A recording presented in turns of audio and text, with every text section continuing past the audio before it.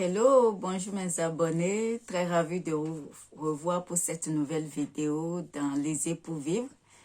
Vous savez, sur cette chaîne, je vous encourage à lire parce que la lecture nous fait voyager, la lecture nous... on apprend beaucoup de choses à travers la lecture. Surtout si vous avez des besoins, peut-être que vous voulez apprendre quelque chose, même à cuisiner et vous ne savez pas quoi lire, vous pouvez simplement acheter un livre qui parle de la cuisine, par exemple. Si vous voulez apprendre la pâtisserie, vous pouvez acheter un livre qui parle de la pâtisserie. Si vous voulez apprendre tout ce que vous voulez, même écrire un livre, dans tel domaine, si c'est un roman, vous pouvez acheter un livre, un roman, pour voir un peu comment ça se passe. Donc, et en dehors de ça, même si c'est pas ça, la lecture, dans un livre, on trouve toujours une partie qui nous parle. Il y a toujours un paragraphe ou une page qui vous parle vraiment comme si c'était écrit pour vous. Vous allez trouver... et en lisant, même si vous n'aimez pas lire, commencez à lire petit à petit. Je vous encourage beaucoup à lire. Commencez à lire petit à petit. Et ce qui est paradoxal, si vous lisez, même si vous avez des enfants à côté de vous, moi, ça me fait rire. J'ai mon petit de 5 ans, des fois, il prend le livre, il fait semblant de lire, il lit comme si vraiment il connaissait tous les pages ou bien il était à fond dedans pour te dire qu'il lit. Mais petit à petit, il va prendre goût, il va commencer à lire, déjà qu'il connaît certains mots.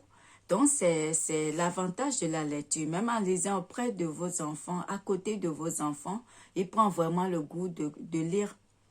Et ça, c'est juste l'exemple du plus petit, mais il y a un autre aussi pareil. Lui, maintenant, il lit tout le temps, il prend un livre, il lit. Donc, lisez et encouragez aussi. Vous n'avez pas besoin même de forcer les enfants ou de les obliger ou bien de dire va lire, non. Parce qu'ils vous voient lire. Donc, automatiquement, même sans leur dire allez lire, ils vont prendre un livre, ils vont lire. C'est comme ça. Donc, moi, je vous encourage beaucoup à lire. Je vous encourage à lire. N'hésitez pas à acheter des livres.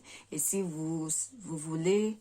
vous savez pas quoi lire, je peux aussi vous aider à choisir un livre qui va vous aider à rentrer dans le bain de la lecture. N'hésitez pas à m'envoyer un message et tout ça. En dessous de cette vidéo, vous avez les liens qu'il faut. Vous avez mon email et tout. Aujourd'hui, je vais vous parler d'un auteur, Daniel Goleman. J'ai acheté son livre, c'est un gros livre.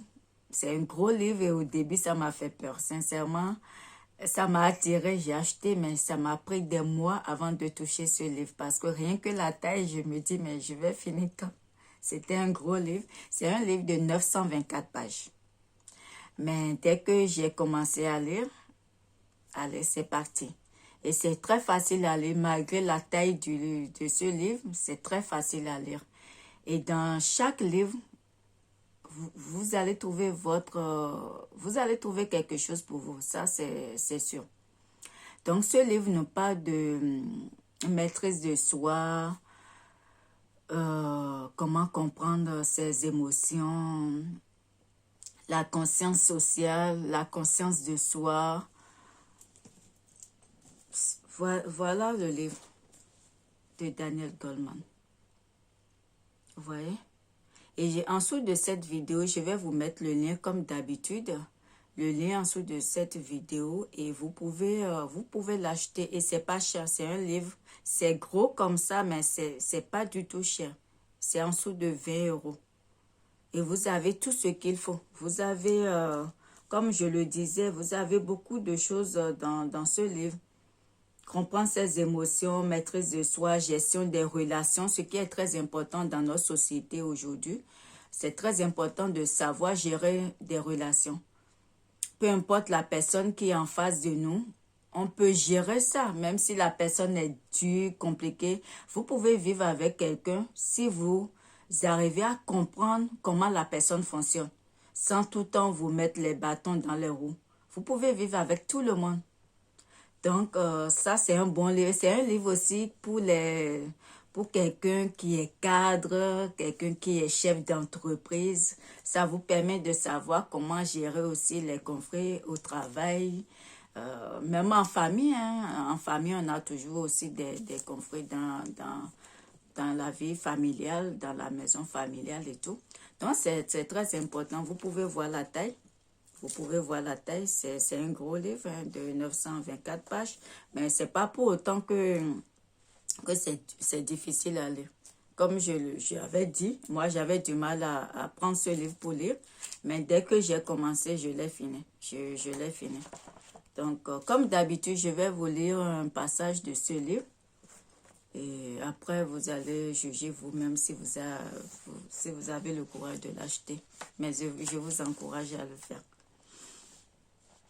Je vais lire écouter avec bienveillance et envoyer des messages convaincants.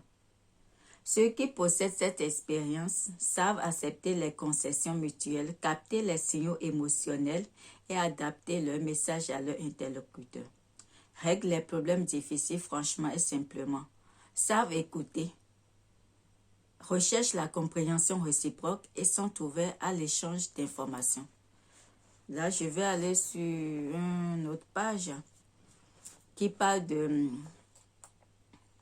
le talent de communicateur est la clé de voûte de toute aptitude au rapport humain. Chez les chefs d'entreprise, certaines compétences distinguent les grands professionnels des moyens ou des médiocres. La qualité d'écoute, clé de l'empathie, est aussi cruciale pour la compétence de communicateur. Savoir écouter, poser les questions judicieuses, se montrer ouvert et compréhensif, ne pas interrompre, préférer la suggestion à l'affirmation. Toutes ces qualités comptent pour un tiers dans l'évaluation des raisons évidentes. Un des aspects de la communication les plus fréquemment enseignés. Contrôler ses humeurs est aussi essentiel à une bonne communication. Dans les rapports avec ses pairs et ses subordonnés, le calme et la patience sont décisifs. Quelle que soit l'humeur que nous éprouvons, il faut de toute façon rester calme et serein, n'est-ce pas? La meilleure stratégie de rapport conscient consiste à s'efforcer d'adopter un état d'esprit neutre, ne serait-ce que parce que cette disposition nous permet de nous adapter et ce que la situation exige de nous. Cette neutralité de l'humeur est ce qui nous permet de nous impliquer à fond, d'être totalement présents et non distraits par nos émotions. J'ai fini. Vous avez de quoi vous occuper tout au long de l'année. Et pas tout au long de l'année. Je pense que ça, même si vous êtes là, allez, en 4 semaines, vous pouvez le lire. En 4 semaines, vous pouvez le lire. Ouais. Et pour ceux qui sont encore rapides, une semaine, ça suffit. Pour les plus rapides. Donc, voilà. Voilà. Donc, je vous invite, si vous n'êtes pas abonné sur cette chaîne, abonnez-vous et je vous dis à la prochaine vidéo et passez une excellente journée. Au revoir.